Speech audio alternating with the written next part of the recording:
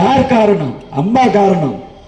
உலகமயம் தாராளமயமாக்கப்பட்ட போது இதய தேவன் டாக்டர் புரட்சி தலைவி அம்மா அவர்கள் இண்டஸ்ட்ரீஸ் பாலிசி கொண்டாந்தாங்க, தொழில் கொள்கை கொண்டு வந்தாங்க.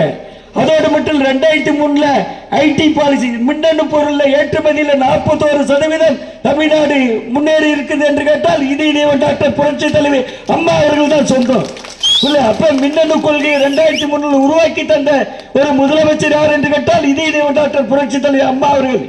எந்த சாதனையும் இண்டஸ்ட்ரீஸ்ல ஒரு தனி நபர் போய் உடனே படிச்சிட முடியாது. படிப்படியாக தான் வளர்ச்சி. அந்த வளர்ச்சியில இண்டஸ்ட்ரீஸ் வளர்ச்சியில இதய தேவன் டாக்டர் புரட்சி தலைவி அம்மா அவர்கள் இருக்காங்க, எடப்பாடியார் அவர்கள் இருக்காங்க. இன்னைக்கு நீங்களும் ஒரு பகுதி இருக்கீங்க, நீங்களும் பெரும் பகுதி இல்ல. சிங்கிள் விண்டோ சிஸ்டம் கொடுத்தனாங்க, ஒற்றை சாராத முறை.